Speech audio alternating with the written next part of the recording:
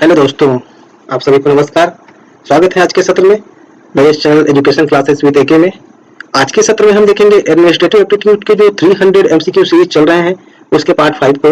इससे पहले पार्ट 4 तक मैंने अपने चैनल पर अपलोड कर दिया है, तो आप लोग उसको जाके देखिए। उसका पीडीएफ भी मैंने अपने टेलीग्राम चैनल पर डाल दिया है, तो उससे भी वहाँ से आप लोग पा सकते हैं। अब मैंने इंग्लिश और हिंदी दोनों लैंग्वेज में पीडीएफ अपलोड करना शुरू कर दिया है, तो अब से जो भी हमारे पीडीएफ आएंगे वो दो लैंग्वेज में आएंगे, हिंदी में भी आएंगे और इंग्लिश में भी आएंगे। तो किसी को अगर इंग्लिश चाहिए होगा तो आपको वो पीडीएफ मिल जाएगा वहां से, और आंसर आपको वीडियो के माध्यम से ही देखना पड़ेगा। चैनल पर अगर नए हैं तो चैनल को सब्सक्राइब करें, अगर वीडियो अच्छी लगती है तो वीडियो को लाइक करें, अपने दोस्तों तक शेयर करें। ये हमारे इसकी एग्जाम के डेट आप लोग के कभी भी आ सकते हैं, आप लोग को मालूम ही होगा। हलचल थोड़ी सी मची ही है क्योंकि कोर्ट का केस खारिज हो चुका है। ठीक है, चलिए आगे बढ़ते हैं। पहले क्वेश्चन पे आते हैं। छात्रावास वार्डन छात्रावास के निवासियों और आवास के समुदाय में उनके पड़ोसियों के बीच विवाद को कैसे संभाल सकता है? आपके ऑप्शन दिए हैं। विवादों को नजरअंदाज करना और यह मान लेना कि वे अपने आप सुलझ जाएंगे। ऑप्शन बी है छात्रावास के अधीक्षक का दावा करने के लिए शत्रुओं और टकराव को प्रोत्साहित करना। शत्रुओं और टकराव जो टकराते हैं मतलब शत्रु के बराबर होते हैं। ऑप्शन सी है शामिल पशुओं के बीच मध्यस्थता करना और सौहार्दपूर्ण समाधान ढूंढना। ऑप्शन डी है स्थिति की जांच किए बिना हॉस्टल निवासियों को दूषित कराना। दूषित होता वहां, यहाँ पे थोड़ा मिस्टेक हो जाए, है ना। चलिए, तो इसके सही जवाब क्या होंगे? इसके सही जवाब होंगे ऑप्शन सी। यहाँ पे पशुओं नहीं होगा, उसका करेक्शन मैं करवा दूंगा आप लोगों को। ठीक है, यहाँ पे कुछ और होना चाहिए था। चलिए, मैं इसको सुधरवा दूंगा आप लोगों को। अगर किसी को गलत लग रहा होगा यहाँ पे तो मैं इसको सुधरवा दूंगा। ठीक है, चलिए आगे बढ़ते हैं। छात्रावास में साफ सफाई का उचित प्रबंध नहीं है। छात्रावास में चारों तरफ गंदगी का ढेर जमा है। ठीक, गंदगी का ढेर जमा है, तो आप किसे शिकायत करेंगे? बताइए, किसे शिकायत करेंगे? तो आपके ऑप्शन है स्कूल के प्रिंसिपल से, ऑप्शन बी है स्कूल के प्रबंधन से, ऑप्शन सी है छात्रावास के अधीक्षक से, ऑप्शन डी है सफाई कर्मचारियों से। बताइए किससे करेंगे? तो इसका सही जवाब होगा ऑप्शन सी, छात्रावास के अधीक्षक। भाई, छात्रावास के अधीक्षक से ही आप शिकायत करेंगे और किसी और से थोड़ी करेंगे। अगर वो नहीं सुनेगा तो फिर वहां के अधिकारियों से बात करेंगे, है ना। चलिए आगे बढ़ते हैं। छात्रावास की शून्य सहनशीलता नीति में क्या शामिल नहीं है? ये बहुत इंपॉर्टेंट लाइन है ना, शून्य सहनशीलता नीति। इससे क्वेश्चन देखने को आप लोग को मिल सकते हैं। तो आपके ऑप्शन है बदनामी और उत्पीड़न, ऑप्शन बी है यौन उत्पीड़न और हमला, ऑप्शन सी है मादक द्रव्यों का सेवन, ऑप्शन डी है नैतिकता एवं सदाचारी। इसका सही जवाब क्या होगा? कौन शामिल नहीं है शून्य सहनशीलता में? नैतिकता और सदाचारी, ऑप्शन डी। चलिए आगे बढ़ते हैं। वार्डन छात्रों के लिए शैक्षणिक और अवकाश गतिविधियों के बीच एक स्वस्थ संतुलन कैसे सुनिश्चित कर सकता है? चलिए बताइए, तो इसका सही जवाब क्या होगा? आपके ऑप्शन दिए हुए 4 ठो, तो इसका सही जवाब होगा ऑप्शन बी, छात्रों को अपने समय और कुशलता पूर्वक प्रबंधन के लिए प्रोत्साहित करना। ठीक है, बाकी तो सही नहीं लग रहा है मेरे को। चलिए आगे बढ़ते हैं। छात्रों में जिम्मेदारी व्यवहार को प्रोत्साहित करने के लिए वार्डन को क्या करना चाहिए? बताइए क्या करना चाहिए? आपके ऑप्शन है नियम तोड़ने वाले छात्रों को प्राथमिकता दे, छात्रावास के नियमों और दिशा निर्देशों का पालन करने के लिए छात्रों को पुरस्कृत करें, ऑप्शन सी है छात्रों के कार्यों को व्यवहारिक अपेक्षा करना चाहिए। ठीक है, ऑप्शन डी है छात्रों को छात्रावास के नियमों की अवहेलना करने की अनुमति दे। बताइए क्या सही जवाब होगा इसका? तो इसका सही जवाब होगा ऑप्शन बी। चलिए आगे बढ़ते हैं। छात्रावास में रहने वाले छात्रों को छोटी छोटी हाँ ठीक है, वो बीमारियों से निपटने के प्राथमिक चिकित्सा किट की व्यवस्था करना किसकी जिम्मेदारी है? स्वास्थ्य संबंधित किट की जिम्मेदारी किसकी जिम्मेदारी होती है उसकी व्यवस्था करने की? तो इसका सही जवाब होगा ऑप्शन ए, हॉस्टल वालों की। ठीक है, चलिए आगे बढ़ते हैं इस क्वेश्चन में। अगले क्वेश्चन को देखते हैं। छात्रावास में छात्र छात्राओं को रहने के लिए प्रबंधन प्रणाली क्या होनी चाहिए? बताइए क्या होनी चाहिए? छात्रों का प्रबंधन, ऑप्शन बी है छात्र बच्चों की मानसिक विकास, ऑप्शन सी है भोजनशाला समिति, ऑप्शन डी है छात्रावास का प्रबंधन। क्या होगा इसका सही जवाब? इसका सही जवाब होगा ऑप्शन डी, छात्रावास का प्रबंधन। चलिए आगे बढ़ते हैं, अगले क्वेश्चन पे आते हैं। छात्रावास में छात्रों को सुबह के नाश्ते सहित 4 बार खाद्य वितरण की जाती है, यह जिम्मेदारी किसकी होती है? अगेन हॉस्टल वार्डन की। ठीक है, ऑप्शन सी।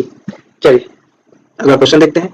छात्रावास में निर्दिष्ट भंडारण स्थान होने के क्या फायदे हैं? बताइए क्या फायदे हैं? छात्रावास में खाद्यान्न की पर्याप्तता होती है, ऑप्शन बी है कर्मचारी को सभी वस्तुएं उपलब्ध होती हैं, ऑप्शन सी है इनमें प्रत्येक व्यक्ति को अपना सामान रखने के लिए जगह प्रदान करते हैं और सामान्य क्षेत्र को अवस्था से मुक्त रखते हैं, ऑप्शन डी है उपरोक्त में से कोई नहीं। तो इसका सही जवाब क्या होगा? इसका सही जवाब होगा ऑप्शन सी। ठीक है, चलिए आगे बढ़ते हैं, अगले क्वेश्चन को देखते हैं। छात्रावास वार्डन के मुख्य कार्य क्या है? ये क्वेश्चन रिपीटेड है, पिछले वीडियो में मैंने आप लोग को ये क्वेश्चन करवाया था। ठीक है, एक आध दो क्वेश्चन आपको हर वीडियो में रिपीटेड मिलेंगे। क्या है, क्वेश्चन इतने ज्यादा भी नहीं बना पा रहा हूं मैं जिससे आप लोग को दिक्कत हो। ठीक है, एक आध रिवाइज करने के लिए, आप लोगों को याद दिलाने के लिए मैंने रिपीटेड क्वेश्चन इस सीरीज में डाले हैं। ठीक है, लगभग हर सीरीज में मैं एक दो क्वेश्चन आप लोग के लिए रिवाइज करने के लिए डाल देता हूँ। तो आप लोग अगर वीडियो देखते हैं तो एक पेन कॉपी रखा करिए। ठीक है, पेन कॉपी से आप लोग को ये समझ में आएगा ना कि आप लोग इसको पढ़ रहे हैं कि नहीं। आप लोग जैसे मैं क्वेश्चन पढ़ता हूँ, आप लोग अपना आंसर खुद पेन कॉपी में लगाइए। उसके बाद आप काउंट करिए कि 30 क्वेश्चन में से मुझसे कितना क्वेश्चन बन रहा है, जिससे अपने प्रिपरेशन को आप लोग परख सकते हैं कि मैं कितना अच्छा प्रिपरेशन कर रहा हूँ या मुझे कितना अच्छा और करना चाहिए। ठीक है, चलिए आगे बढ़ते हैं अगले क्वेश्चन पे। तो इसका सही जवाब क्या होगा? छात्रावास वार्डन का मुख्य कार्य क्या होता है, बताइए। तो ऑप्शन डी, छात्रावास के नियमित निरीक्षण और मूल्यांकन करना। ठीक है, चलिए आगे बढ़ते हैं। ABC विश्लेषण के तहत किस इन्वेंटरी वर्गीकरण में उच्च मूल्य वाली वस्तुएं शामिल हैं जिसके लिए सख्त नियंत्रण की आवश्यकता होती है? आपके ऑप्शन है श्रेणी ए, श्रेणी बी, श्रेणी सी और श्रेणी डी। तो इसका सही जवाब होगा आपके ऑप्शन ए। चलिए अगले क्वेश्चन पे आते हैं। निम्नलिखित में से कौन सा एक भोजन की भंडारण स्थिरता को प्रभावित करता है? बताइए क्या करता है? प्रयुक्त कच्चे माल का प्रकार, प्रयुक्त कच्चे माल की गुणवत्ता, पैकेजिंग की विधि या प्रभावशीलता, उपरोक्त सभी। तो इसका सही जवाब होगा उपरोक्त सभी, ऑप्शन डी। चलिए आगे बढ़ते हैं। छात्रावास में रहने वाले छात्रों को छोटी छोटी व बीमारियों से निपटने के लिए आवश्यक चिकित्सा आपूर्ति कहलाती है। क्या कहलाती है? प्राथमिक चिकित्सा किट, उच्च प्राथमिक चिकित्सा किट, घरेलू उपचार, उपरोक्त सभी होगा। बताइए क्या होगा इसका सही जवाब? तो इसका सही जवाब होगा प्राथमिक चिकित्सा किट, ऑप्शन ए। ठीक है, चलिए आगे बढ़ते हैं। बच्चों को अच्छे संवाद के लिए कैसे उत्साहित किया जा सकता है? बताइए कैसे उत्साहित किया जा सकता है? तो इसका सही जवाब होगा रिकॉर्ड प्रबंधन के अधिकारी द्वारा। ठीक है, रिपीटेड क्वेश्चन है पिछले वीडियो का ये। चलिए आगे बढ़ते हैं। ये इस वीडियो का मोस्ट इंपोर्टेंट क्वेश्चन है, इसको आप लोग स्टार बना के अपने पीडीएफ में रख लीजिएगा। चलिए क्वेश्चन पढ़ता हूँ आप लोगों के लिए। भारत सरकार के जनजातीय मामलों के मंत्रालय ने किस भारतीय संविधान के किस अनुच्छेद के तहत आवंटित अनुदान से राज्यों और केंद्र सरकार शासित प्रदेशों में एकलव्य मॉडल आवासीय विद्यालय की स्थापना की मंजूरी दी है? बताइए कौन से आर्टिकल में दिया गया है? अनुच्छेद 332, अनुच्छेद 375, अनुच्छेद 266 का एक, अनुच्छेद 46। बताइए इसका सही जवाब क्या होगा? तो इसका सही जवाब होगा अनुच्छेद 375 का एक। इस वीडियो का मोस्ट इंपोर्टेंट क्वेश्चन। ठीक है, चलिए आगे बढ़ते हैं, अगले क्वेश्चन को देखते हैं। छात्रावास प्रशासन में संलग्न विभिन्न अधिकारियों और कर्मचारियों के कर्तव्य और उत्तरदायित्व को परिभाषित किया गया है। निम्नलिखित में से कौन सा कर्तव्य का वर्णन नहीं किया गया है? तो आपके ऑप्शन है छात्रावास का समग्र प्रशासन, आकस्मिक समस्याओं के निपटारे की व्यवस्था करना, छात्रावास में अनुशासन सुनिश्चित करना, ऑप्शन डी है विभिन्न रजिस्ट्रों और लुटेरों को मेंटेन किए जाने की व्यवस्था सुनिश्चित करना। कॉम्बिनेशन। ठीक है, बताइए इसका सही जवाब क्या होगा? तो इसका सही जवाब होगा ऑप्शन डी। चलिए आगे बढ़ते हैं। एकलव्य मॉडल आवासीय विद्यालय में हाउस सिस्टम को अपनाने के उद्देश्य क्या है? हाउस सिस्टम को अपनाने के उद्देश्य बताइए। चलिए, तो आपके ऑप्शन है घरेलू जीवन में स्कूली जीवन तक सहज परिवर्तन प्रदान करें, ऐसी परिस्थितियां बनाए जो बच्चों की सामाजिक और भावनात्मक जरूरतें पूरी करें, सामाजिक जीवन में समायोजन करने में सक्षम होना, उपरोक्त सभी। तो इसका सही जवाब होगा ऑप्शन डी, उपरोक्त सभी। मास्टर सॉफ्ट क्या है? बताइए, ये भी एक महत्वपूर्ण, अंडरलाइन कर लीजिए इस टॉपिक को। ठीक है, मास्टर सॉफ्ट। तो आपके ऑप्शन है छात्रावास विवादिका, छात्रावास प्रबंधन सॉफ्टवेयर, छात्रों के बारे में जानकारी, उपरोक्त सभी। तो इसका सही जवाब होगा छात्रावास प्रबंधन सॉफ्टवेयर है मास्टर सॉफ्ट। छात्रावास में आपातकालीन तैयारी में शामिल है, क्या क्या शामिल है? तो आपके ऑप्शन है निकासी प्रक्रिया सुनिश्चित करना, आपातकालीन अभ्यास, समयबद्ध संचार, उपरोक्त सभी। तो इसका सही जवाब होगा ऑप्शन डी, उपरोक्त सभी। चलिए आगे बढ़ते हैं, अगले क्वेश्चन को देखते हैं। निम्नलिखित में से कौन सी कमेटी छात्रावास प्रबंधन में शामिल होती है? ये भी पिछले वीडियो का क्वेश्चन है। ठीक है, तो इसका सही सीधा जवाब आंसर नहीं आते हैं तो ये होता है परामर्श कमेटी, जो छात्रावास प्रबंधन में सीधे शामिल होती है। ठीक है, चलिए अगले क्वेश्चन को देखते हैं। एकल स्थापित छात्रावास में एक अतिरिक्त छात्रावास की नियुक्ति के लिए छात्रावास में छात्रों की संख्या कितनी होनी चाहिए? मतलब ये बोलना चाह रहा है क्वेश्चन में कि अगर एक छात्रावास में एक अगर हॉस्टल वार्डन है तो दूसरे हॉस्टल वार्डन की नियुक्ति करने के लिए उसकी संख्या कितनी होनी चाहिए छात्रों की वहां? तो आपके ऑप्शन है 100 से कम, 100 से अधिक, 200 से अधिक, 300 से अधिक। तो इसका सही जवाब क्या होगा? इसका सही जवाब होगा 100 से अधिक होंगे तो एक अतिरिक्त अधीक्षक की नियुक्ति की जा सकती है। छात्रावास में छात्रों को सुबह के नाश्ते सहित कितने बार खाद्य सामग्री मिलती है? एक बार सुबह का नाश्ता मिलता है, ठीक है, फिर और कितने बार खाना मिल सकता है उन लोगों को, ये पूछा है इस क्वेश्चन में। तो 4 बार। Option D. छात्रावास प्रबंधन समिति में कितने प्रतिशत छात्र होने चाहिए? प्रबंधन समिति में कितने प्रतिशत छात्र होने चाहिए? आपके ऑप्शन है 110%, 60%, 50% और 25%। तो इसका सही जवाब क्या होगा? इसका सही जवाब होगा ऑप्शन सी, 50%। इतने छात्र होने चाहिए आपके छात्र प्रबंधन समिति में। चलिए आगे बढ़ते हैं, अगले क्वेश्चन को देखते हैं। छात्रावास में छात्र समिति की बैठक कब कब आयोजित की जानी चाहिए? इसकी एक अगर समिति रहेगी तो उसकी बैठक भी तो आयोजित की जाएगी। तो बताइए कब कब आयोजित की जानी चाहिए?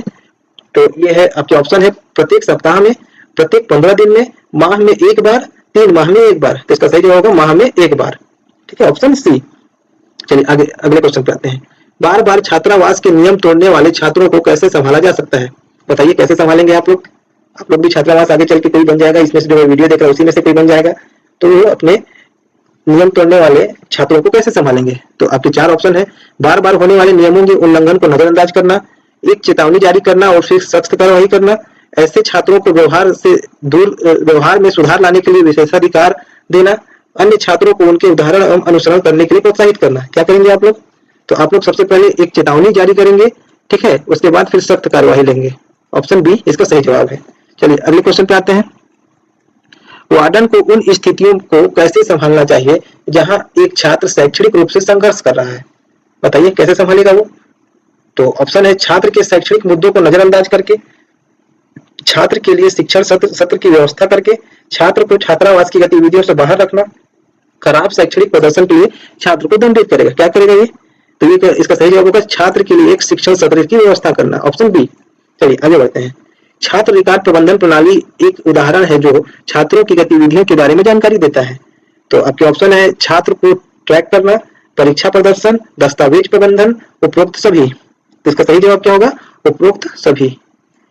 छात्र रिकॉर्ड प्रबंधन प्रणाली में क्या होता है ना, छात्रों को ट्रैक भी मतलब उनकी निगरानी भी रखी जाती है, परीक्षा में उसके रिपोर्ट भी देखे जाते हैं कैसे उसके प्रदर्शन है, दस्तावेज प्रबंधन को भी ध्यान दिया जाता है कि उनके ध्यान अच्छे से रखे जा रहे हैं या नहीं, ठीक है।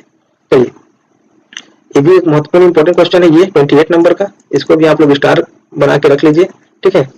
एकलव्य मॉडल स्कूल में हाउस सिस्टम के कितने स्तर होते हैं? बताइए कितने स्तर होते हैं? 3 स्तरीय होता है, 2 स्तरीय, 4 स्तरीय या 1 स्तरीय? क्या होगा इसका सही जवाब? इसका सही जवाब होगा 2 स्तरीय, ऑप्शन बी। चलिए अगले क्वेश्चन पे आते हैं।